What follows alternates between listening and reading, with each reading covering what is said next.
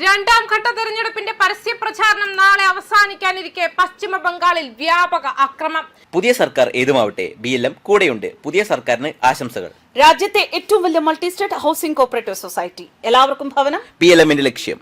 BJP Trinamool Congress പ്രവർത്തകർ പലയിടങ്ങളിലും ഏറ്റുമുട്ടി. കോൺഗ്രസ് പ്രവർത്തകന്റെ കൊലപാതകത്തിൽ തൃണമൂൽ കോൺഗ്രസ് പ്രവർത്തകർക്കെതിരെ കേസെടുക്കണമെന്ന് രാഹുൽ ഗാന്ധി ആവശ്യപ്പെടുകയും ചെയ്തു. ബംഗാളിലെ നാരി ശക്തി വരുന്ന 4-ന് മമതാ ബാനർജിയെ പുറത്താക്കുമെന്ന് ബംഗാളിൽ പ്രചാരണം നടത്തുന്ന പ്രധാനമന്ത്രി പറഞ്ഞു. ഹൗറയിലും ഭവാനിപൂരിലും മുർഷിദാബാദിലുമാണ് പരസ്പരം മുദ്രാവാക്യം വിളിച്ച് തൃണമൂൽ കോൺഗ്രസ് BJP പ്രവർത്തകർ ഏറ്റുമുട്ടിയത്. ഇരുവിഭാഗങ്ങളിലുമുള്ള പ്രവർത്തകർക്ക് പരിക്കേറ്റു. റോഡ് ഷോ നടക്കുന്നതിനിടെയായിരുന്നു സംഘർഷം. ജയ് ബംഗ്ല മുദ്രാവാക്യവുമായി തൃണമൂൽ കോൺഗ്രസ് പ്രവർത്തകരും ജയ് ശ്രീറാം വിളികളോടെ BJP പ്രവർത്തകരും തെരുവിൽ ഏറ്റുമുട്ടി. ഭവാനിപൂരിലെ സംഘർഷം കണക്കിലെടുത്ത് മമതാ ബാനർജി റോഡ് ഷോ പകുതി വെച്ച് അവസാനിപ്പിക്കുകയും ചെയ്തിരുന്നു. BJP പ്രചാരണത്തിന്റെ ശബ്ദം അധികരിച്ചതിൽ പ്രതിഷേധിച്ച് കഴിഞ്ഞ ദിവസം പ്രസംഗിക്കുന്നതിനിടെ മമതാ ബാനർജി വേദിയിൽ നിന്നും ഇറങ്ങിപ്പോയിരുന്നു. മമത തോൽവി സമ്മതിച്ചു കഴിഞ്ഞെന്ന് പരിഹസിച്ച പ്രധാനമന്ത്രി എല്ലാ തവണത്തെയും വോട്ട് ബാങ്കായ സ്ത്രീകൾ തന്നെ മമതയെ പുറത്താക്കാൻ തീരുമാനിച്ചു കഴിഞ്ഞെന്നും വിമർശിച്ചു. പതിവില്ലാത്ത വിധം കോൺഗ്രസ് തൃണമൂൽ പോരും ബംഗാളിൽ രൂക്ഷമാവുകയാണ്. അസൻസോളിൽ ദേബ്ദീപ് ചാറ്റർജി എന്ന കോൺഗ്രസ് പ്രവർത്തകൻ കൊല്ലപ്പെട്ടതിന് പിന്നിൽ തൃണമൂൽ കോൺഗ്രസ് ആണെന്ന് പരസ്യമായി ആരോപിച്ച് രാഹുൽ ഗാന്ധി തന്നെ രംഗത്തെത്തിയിരുന്നു.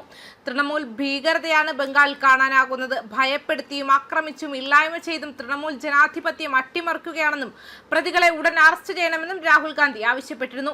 BJPയെ എതിർക്കാൻ കോൺഗ്രസിനെ കൊണ്ട് കഴിയില്ലെന്നും കേന്ദ്ര ഏജൻസികൾക്ക് മുൻപിൽ തൃണമൂൽ നേതാക്കൾ നിൽക്കുമ്പോൾ രാഹുൽ ഗാന്ധി പട്ടിക്ക് ബിസ്ക്കറ്റ് കൊടുക്കുകയായിരുന്നുവെന്ന തൃണമൂൽ വിമർശനം കോൺഗ്രസിനെ ചൊടിപ്പിച്ചിരുന്നു.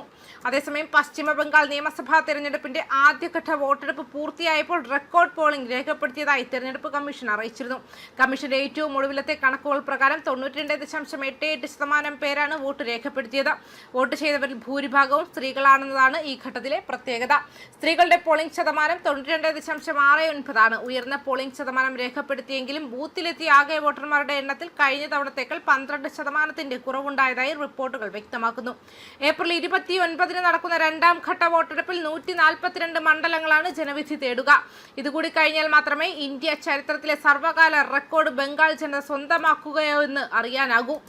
2021 സംസ്ഥാനത്ത് 82.64% ആകെ പോളിംഗ്. വോട്ടർമാരുടെ എണ്ണത്തിൽ ഉണ്ടായ കുറവിനെ ചൊല്ലി ഭരണപക്ഷവും പ്രതിപക്ഷവും തമ്മിൽ വാക്പോര് ആരംഭിക്കുകയും ചെയ്തു.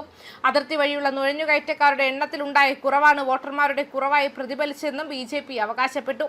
കൃത്യമായ പരിശോധനകൾ നടന്നതുകൊണ്ടാണ് വോട്ടർമാരുടെ എണ്ണത്തിൽ വ്യത്യാസം വന്നതെന്നാണ് ഇവരുടെ വാദം. എന്നാൽ യഥാർത്ഥ വോട്ടർമാരെ പട്ടികയിൽ നിന്നും ബൂത്തുകളിൽ നിന്നും ഒഴിവാക്കി BJP ജനാധിപത്യത്തെ അട്ടിമറിച്ചുവെന്ന് ഭരണകക്ഷിയായ TMC ആരോപിച്ചു.